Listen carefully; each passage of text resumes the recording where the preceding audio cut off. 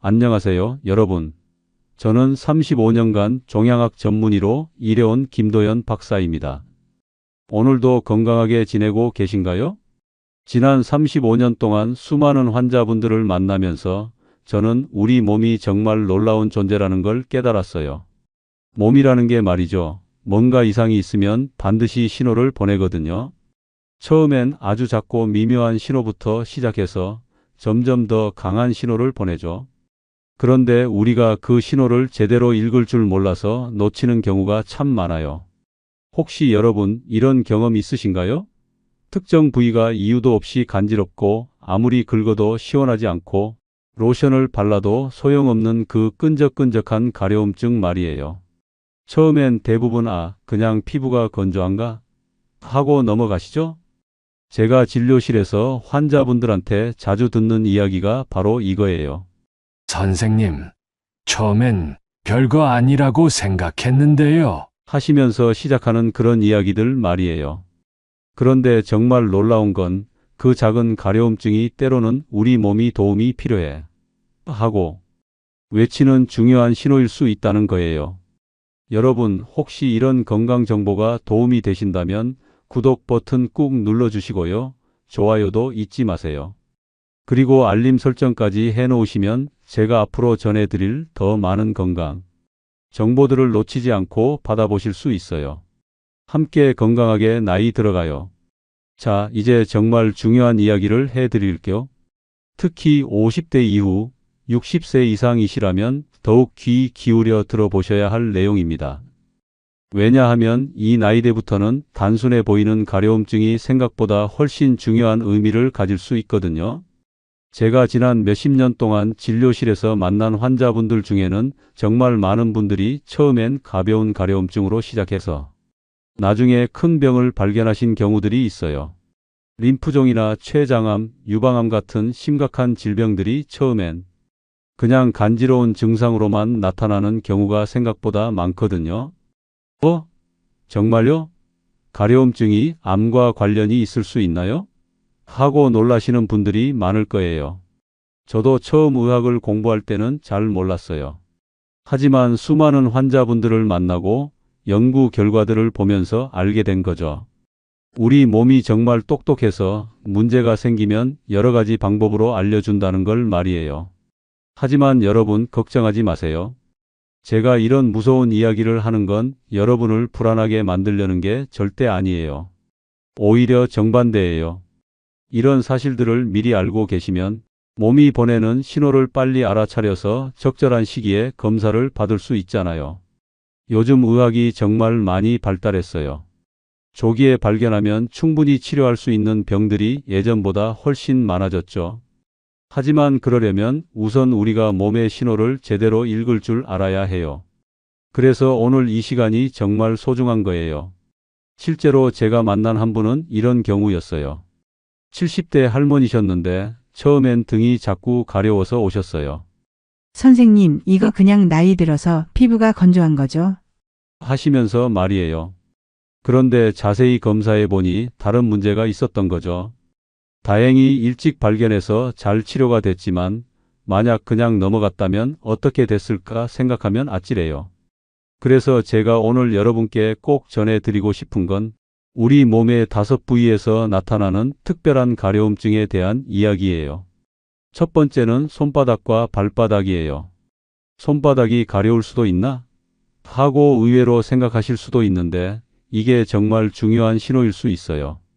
두 번째는 겨드랑이 부위, 세 번째는 등과 어깨 사이 부분, 네 번째는 다리 아래쪽, 그리고 다섯 번째는 목 주변의 가려움증이에요.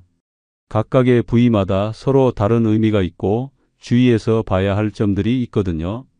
제가 35년 동안 환자분들을 만나면서 직접 경험한 사례들과 함께 각 부위별로 어떤 의미가 있는지, 언제 병원에 가봐야 하는지, 그리고 평소에 어떻게 관리하면 좋은지까지 자세히 말씀드릴게요.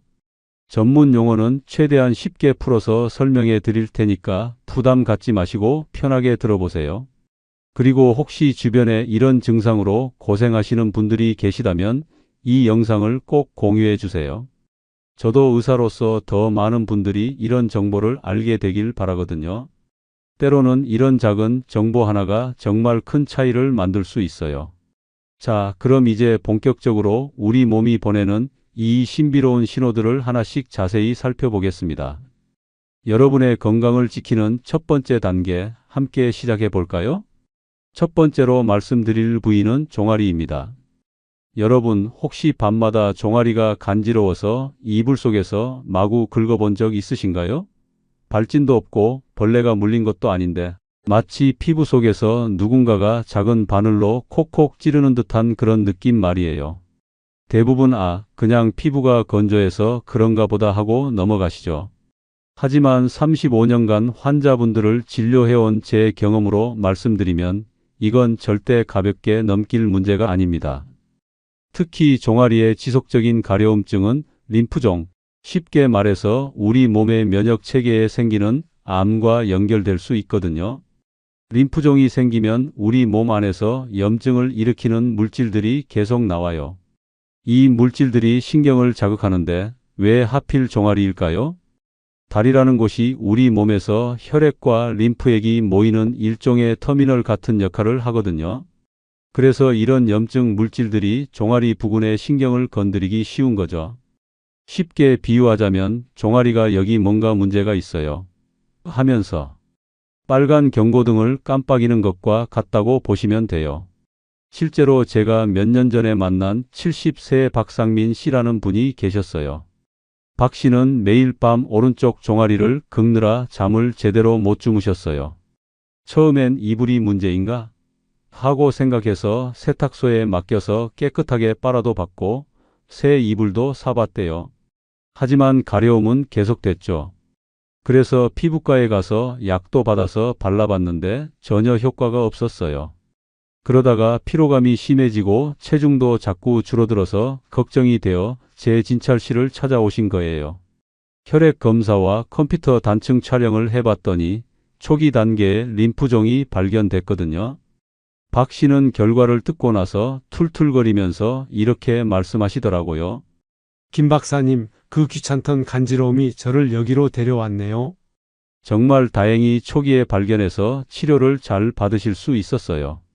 그러니까 여러분, 만약에 종아리 가려움증이 2, 3주 이상 계속되고 거기에 피로감이나 밤에 식은땀을 흘리거나 체중이 줄어드는 증상이 함께 있다면 혈액종양내과에 가서 혈액 검사나 림프절 검사를 받아보시길 권해드려요. 두 번째는 등 윗부분, 특히 어깨뼈 사이 부분입니다. 여러분도 경험해 보셨을 거예요. 등 가운데 어깨뼈 사이 쪽이 간지러워서 벽에 등을 대고 비비거나 손이 안 닿아서 가족한테 긁어달라고 부탁해 본 적 말이에요. 정말 짜증나죠? 손이 안 닿는 그 부분이 자꾸 가려우면. 그런데 이런 가려움증이 몇 주째 반복되고 로션을 발라도 전혀 나아지지 않는다면 이건 췌장에서 보내는 위험 신호일 수 있어요. 췌장암의 초기 증상 중 하나거든요. 췌장은 배 속에 있는데 왜 등이 가려워요? 하고 의아해하실 텐데 이게 참 신기한 우리 몸의 구조예요. 췌장은 깊은 복부에 있지만 여기에 종양이 생겨서 담즙의 흐름을 막게 되면 혈액 속에 여러 가지 이상 신호들이 돌아다니게 돼요. 이 신호들이 등 윗부분에 아주 민감한 신경들을 자극하는 거죠. 쉽게 말하면 췌장이 등에다가 여기 문제 생겼어요 하는 작은 쪽지를 붙여놓는 것과 같다고 보시면 돼요. 제가 기억하는 69세 이영호 씨도 그런 경우였어요. 이 씨는 등 한복판이 자꾸 가려워서 매트리스가 문제인가 싶어서 새로 사봤대요. 그래도 안 되니까 잠옷도 바꿔보고 심지어 속옷까지 다 새로 사서 입어봤다고 하더라고요. 처음엔 나이가 들면서 피부가 예민해지나 하고 생각하셨는데 어느 날부터 소변 색깔이 평소보다 진해지고 배가 자꾸 무거운 느낌이 들어서 저한테 오신 거예요. 복부 초음파와 컴퓨터 단층 촬영을 해봤더니 췌장에 작은 종양이 있었어요. 다행히 초기 단계라서 치료 가능성이 높았죠. 이 씨는 검사 결과를 듣고 나서 웃으면서 김 박사님, 등이 제 목숨을 살렸어요. 하고 말씀하시더라고요. 정말 몸이 보내는 신호를 잘 알아차린 케이스였죠. 그러니까 등 부분의 가려움증이 자꾸 반복되고 거기에 소변이나 대변 색깔 변화, 식욕이 떨어지는 증상이 함께 있다면 내과에 가서 간이나 췌장 검사를 받아보시는 게 좋아요. 컴퓨터 단층 촬영이나 초음파 검사가 큰 도움이 될 거예요. 세 번째는 두피, 우리 머리 부분입니다. 혹시 두피가 간지러워서 샴푸를 바꿔봤는데도 전혀 나아지지 않은 경험 있으신가요? 비듬도 없고 특별한 발진도 없는데 저녁만 되면 두피가 욱신욱신거리면서 가려운 그런 느낌 말이에요. 제가 35년 동안 환자분들을 봐온 경험으로는 이런 증상이 백혈병이나 두피에 생기는 피부암의 초기 신호일 수 있어요. 백혈병이 생기면 비정상적인 혈액세포들이 몸 곳곳에서 염증을 일으키면서 신경을 자극하게 돼요. 특히 두피는 신경이 아주 촘촘하게 분포되어 있는 곳이라서 이런 신호들을 쉽게 감지할 수 있거든요. 마치 머리가 여기 좀 이상한데 봐주세요 하면서 깃발을 흔드는 것과 같다고 보시면 돼요. 73세 최민수 씨라는 분도 그런 경우였어요. 최 씨는 귀 위쪽 두피 부분이 자꾸 가려워서 미용실에 가실 때마다 미용사분한테 투덜거리셨대요. 샴푸를 바꿔봐야 하나? 하면서 여러 가지를 다 써봤지만 전혀 소용이 없었어요. 그러다가 평소보다 피로감이 심해지고 몸에 멍이 자주 생기기 시작해서 걱정이 되어 제 진찰실로 오신 거예요. 혈액 검사를 해봤더니 초기 단계의 백혈병이 확인됐어요. 최 씨는 김 박사님 머리가 저를 구해줬어요. 하면서 농담 반 진담 반으로 말씀하시더라고요. 두피 가려움증이 2주 이상 계속되고 거기에 피로감이나 멍이 자주 생기거나 머리카락이 많이 빠지는 증상이 있다면 혈액 검사나 두피 검사를 받아보시길 권해요. 가족분들이나 미용사분한테 두피 상태를 한번 자세히 봐달라고 부탁해 보시는 것도 좋은 방법이에요. 네 번째는 가슴이나 유방 부위입니다. 가슴이나 유방, 특히 유두 근처가 간지럽다고 느끼신 적 있으신가요? 옷이 너무 꽉 껴서 그런가? 하고 넘어가실 수 있지만 이런 가려움증이 계속되면 염증성 유방암의 첫 번째 신호일 수 있어요. 남자분들도 예외가 아니에요. 염증성 유방암은 일반적인 유방암과 달리 덩어리가 만져지지 않고 피부 변화로 시작되는 경우가 많아요. 피부가 오렌지 껍질처럼 두꺼워지거나 끈질긴 가려움증이 계속되죠. 마치 유방이 여기 뭔가 이상해요 하고 소리치는 것과 같다고 보시면 돼요. 66세 윤서준 씨라는 분의 경우를 볼까요? 윤 씨는 오른쪽 유방 아래쪽이 자꾸 간지러워서 세제가 문제인가 싶어서 순한 제품으로 바꿔봤지만 전혀 나아지지 않았어요. 그러다가 그 부분 피부가 살짝 두꺼워지는 것 같아서 걱정이 되어 저한테 오신 거예요. 조직 검사를 해봤더니 초기 유방암이 발견됐죠. 선생님, 그 가려움증이 저를 살렸어요.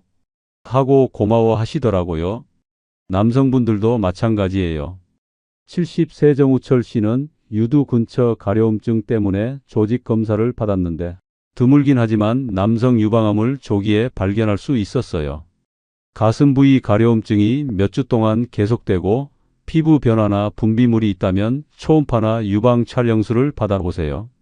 덩어리가 만져지지 않더라도 망설이지 마시고 검사 받아보시는 게 중요해요. 마지막 다섯 번째는 항문이나 생식기 부위입니다. 이 부분은 말하기가 좀 민망하긴 하죠.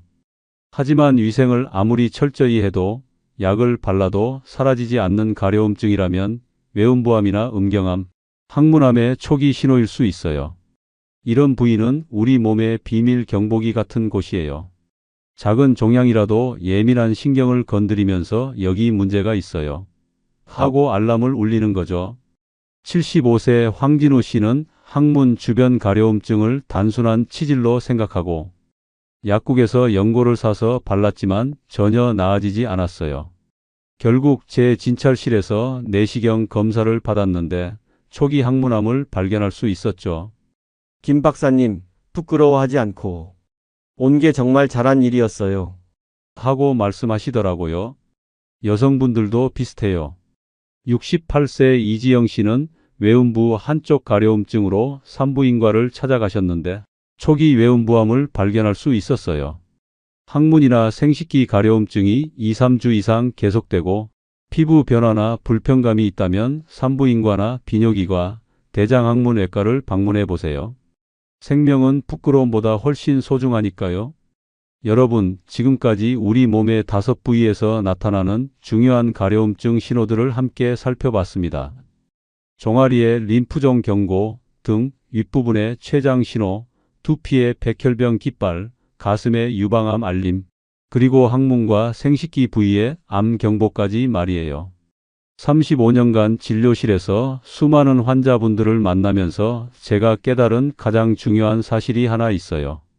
바로 우리 몸이라는 게 정말 똑똑해서 언제나 우리에게 뭔가 말을 하고 있다는 거예요.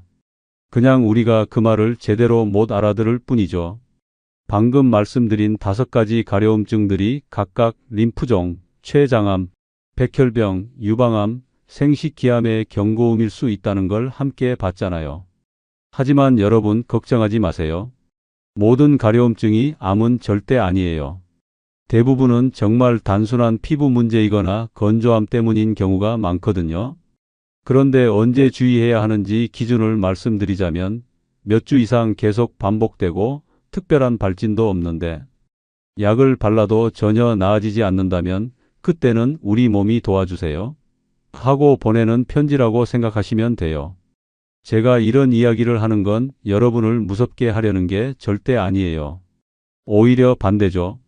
제 35년 경험을 바탕으로 여러분이 몸의 신호를 제때 알아차려서 용기를 내서 병원을 찾아가시길 바라는 마음이거든요. 사실 요즘 의학기술이 정말 많이 발달해서 조기에만 발견하면 치료할 수 있는 병들이 예전보다 훨씬 많아졌어요. 혈액 검사나 초음파, 조직 검사 같은 비교적 간단한 검사들이 정말 큰 차이를 만들 수 있거든요. 때로는 이런 작은 검사 하나가 생명을 완전히 바꿀 수도 있어요. 제가 진료실에서 만난 분들 중에는 정말 많은 분들이 선생님, 처음엔 별거 아니라고 생각했는데 하고 시작하세요. 그런데 그 작은 신호를 놓치지 않고 병원에 오신 덕분에 큰 문제를 미리 막을 수 있었던 거죠. 여러분도 마찬가지예요. 혹시 지금 몸 어딘가에서 계속 간지러운 부분이 있으시다면 왜 이 부위가 자꾸 가려울까? 하고 한 번 더 생각해 보세요. 그 작은 의문이 여러분의 건강을 지키는 첫걸음이 될 수 있어요. 특히 50대 이후 60대 이상이시라면 더욱 귀 기울여 들어보셔야 해요. 나이가 들면서 몸의 여러 기능들이 조금씩 변화하기 때문에 이런 신호들을 더 세심하게 관찰하실 필요가 있거든요. 그리고 한 가지 더 말씀드리고 싶은 건 혼자서 너무 걱정하지 마시라는 거예요. 의심스러운 증상이 있으면 가족들이나 가까운 분들과 상의해 보시고 함께 병원에 가보시는 것도 좋은 방법이에요. 때로는 다른 사람의 눈으로 보면 더 객관적으로 판단할 수 있거든요. 오늘 이 영상을 보신 후에 잠깐 시간을 내서 본인의 몸을 한번 체크해 보세요. 최근에 계속 가려운 부분이 있었나? 며칠 전부터 신경 쓰이는 곳이 있었나? 하고 차근차근 생각해 보시는 거예요. 이런 작은 관심이 큰 차이를 만들 수 있어요. 그리고 주변에 이런 증상으로 고생하시는 분들이 계시다면 이 영상을 꼭 공유해 주세요. 특히 우리 나이대 분들은 나이 들어서 그런가 보다 하고 넘어가시는 경우가 많은데 이런 정보를 미리 알고 계시면 정말 도움이 될 거예요. 의사로서 제가 항상 강조하는 건 몸의 신호를 무시하지 말라는 거예요. 우리 몸은 정말 신기해서 뭔가 문제가 있으면 반드시 알려주거든요. 다만 그 신호가 처음엔 아주 작고 미묘할 뿐이에요. 그래서 우리가 주의 깊게 들어야 하는 거죠. 이 영상이 여러분께 도움이 되셨다면 댓글로 선생님 체크해 볼게요 라고 남겨주세요. 여러분의 댓글 하나하나가 저에게는 큰 힘이 되거든요. 그리고 더 많은 분들이 이런 중요한 정보를 접할 수 있도록 구독 버튼도 꾹 눌러주시고 좋아요도 잊지 마세요. 알림 설정까지 해놓으시면 앞으로 제가 전해드릴 더 유용한 건강 정보들을 빠뜨리지 않고 받아보실 수 있어요. 함께 건강하게 나이 들어가요. 마지막으로 한 가지 더 당부드리고 싶은 건 절대 혼자서 끙끙 앓지 마시라는 거예요. 의심스러운 증상이 있으면 주저하지 말고 병원에 가보세요. 괜한 걱정이었다면 그것만큼 다행한 일도 없잖아요. 하지만 만약 정말 문제가 있다면 빨리 발견할수록 치료도 쉽고 예후도 좋거든요. 여러분의 건강을 항상 응원하고 있습니다. 작은 가려움증 하나가 때로는 큰 생명을 구할 수 있다는 사실 꼭 기억해 주세요.